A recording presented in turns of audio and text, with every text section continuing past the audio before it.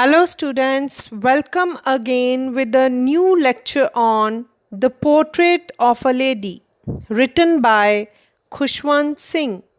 First of all, let's know about the writer Khushwant Singh.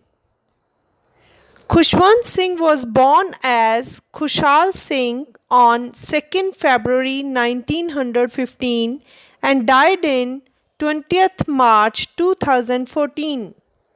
Khushwant Singh was an Indian novelist, lawyer, journalist, and politician. He was born and raised in Hadli, Punjab, which is now in Pakistan. He studied law at St. Stephen's College, Delhi, and King's College, London.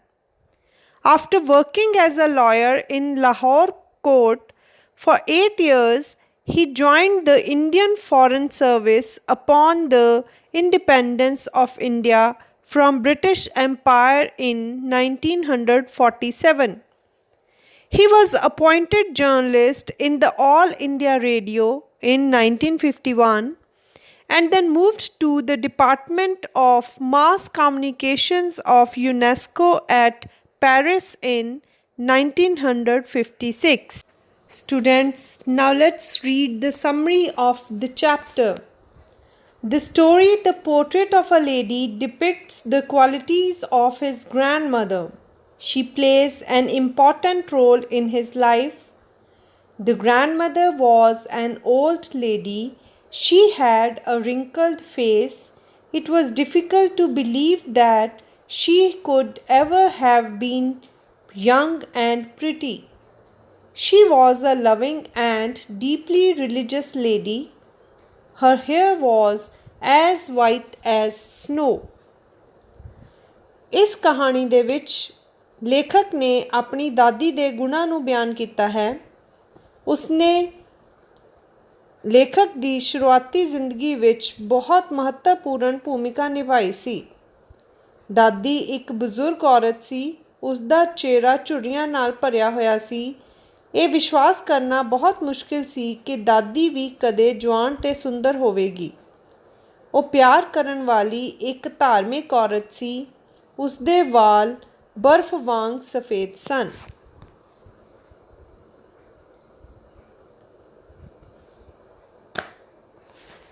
She moved slowly with a stoop on her back, but was always seen telling the beads of her rosary.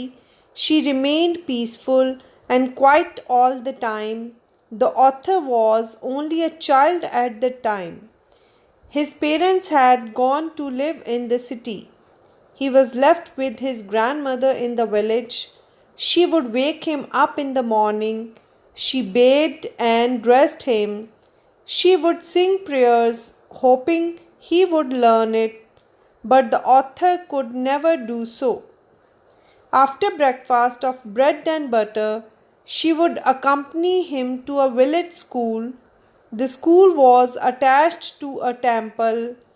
When the children studied in school, she read religious books in the temple. After the school was over, both would come back home. When his parents were well settled in the city, the author and grandmother were shifted to the city. The author joined an English medium school. His grandmother did not like it. She still shared room with the author. She no longer helped him in his lessons. ਉਸਦੀ ਪਿੱਠ ਤੇ ਇੱਕ ਛੋਟਾ ਜਿਹਾ ਕੁੱਬ ਸੀ ਜਿਸ ਦੇ ਨਾਲ ਉਹ ਹੌਲੀ-ਹੌਲੀ ਚੱਲਦੀ ਸੀ। ਉਸ ਨੂੰ ਹਰ ਵੇਲੇ ਆਪਣੀ ਮਾਲਾ ਦੇ ਮਣਕੇ ਫੇਰਦੇ ਹੋਏ ਦੇਖਿਆ ਜਾ ਸਕਦਾ ਸੀ।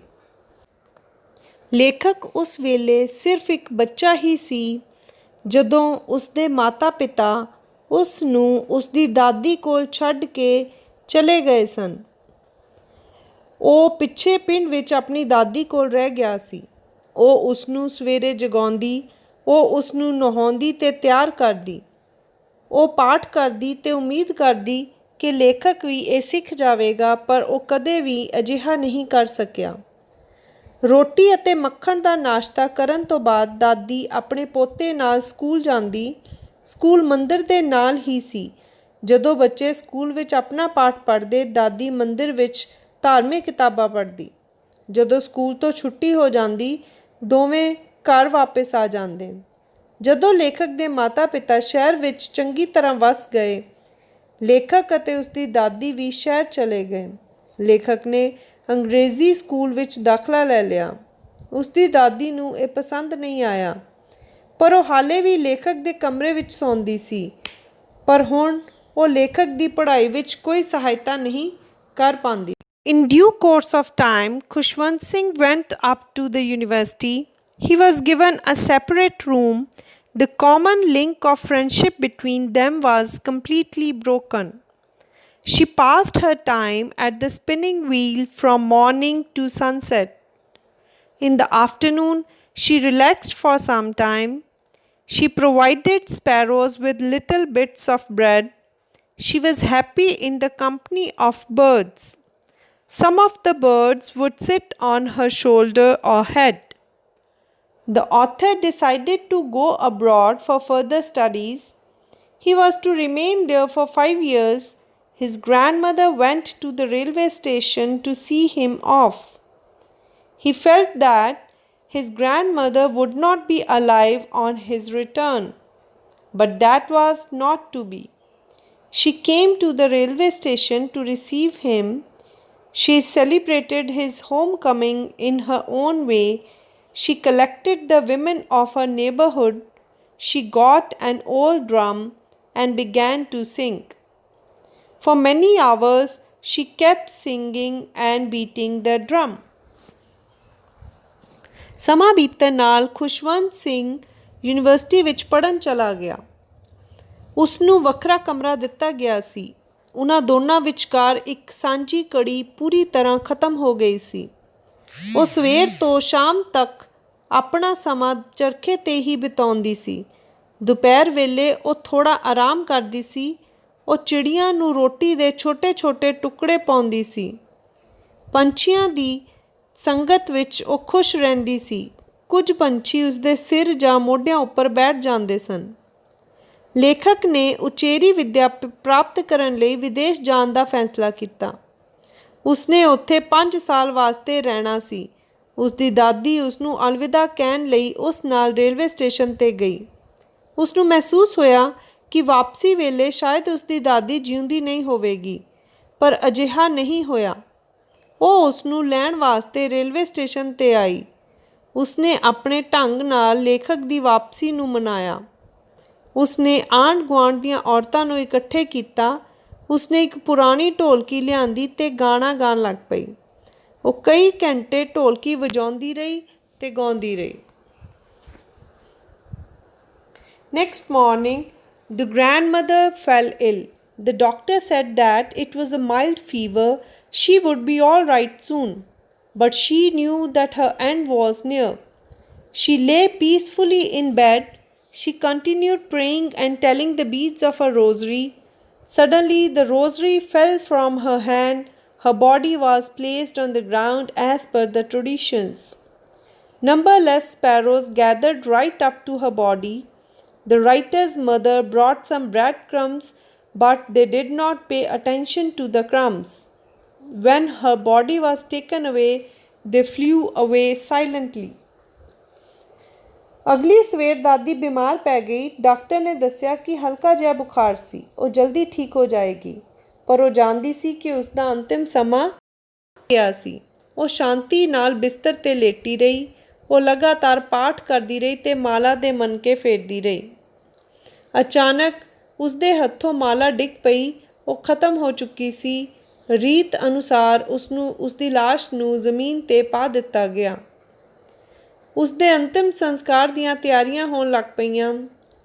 ਅਣਗਿਣਤ ਚਿੜੀਆਂ ਉਸਦੇ ਸਰੀਰ ਦੁਆਲੇ ਇਕੱਠੀਆਂ ਹੋਈਆਂ ਸਨ। ਲੇਖਕ ਦੀ ਮਾਂ ਰੋਟੀ ਦੇ ਟੁਕੜੇ ਲੈ ਕੇ ਆਈ, ਪਰ ਪੰਛੀਆਂ ਨੇ ਰੋਟੀ ਵੱਲ ਕੋਈ ਧਿਆਨ ਨਾ ਦਿੱਤਾ। ਜਦੋਂ ਦਾਦੀ ਦਾ ਮ੍ਰਿਤਕ ਸਰੀਰ ਲਿਜਾਇਆ ਗਿਆ, ਪੰਛੀ ਚੁੱਪਚਾਪ ਉੱਡ ਗਏ। So this was the summary of the chapter. Now let's do objective type questions. Question is, How did the grandmother look like? Answer is she was short, fat, and slightly bent. Second question is how was her face? Answer is her face was a crisscross of wrinkles. Third question is what did her lips constantly do? Answer is her lips constantly moved in inaudible prayer. Next is what did the grandmother look like? Answer is she looked like the winter landscape in the mountains. Next is where did author's parents leave him when they went to live in city? Answer is his parents left him with the grandmother. Next is what articles did the author take from his grandmother while going to school? Answer is he took wooden slate, a tiny earthen ink pot and a reed pen. And last question is what did the priest teach them? Answer is the priest taught them alphabets. So, students, I hope you must have understood the story, The Portrait of a Lady, along with the objective type questions. We'll do short answer type questions and long answer type questions in the next lecture. Till then, do your best and take care. Thank you.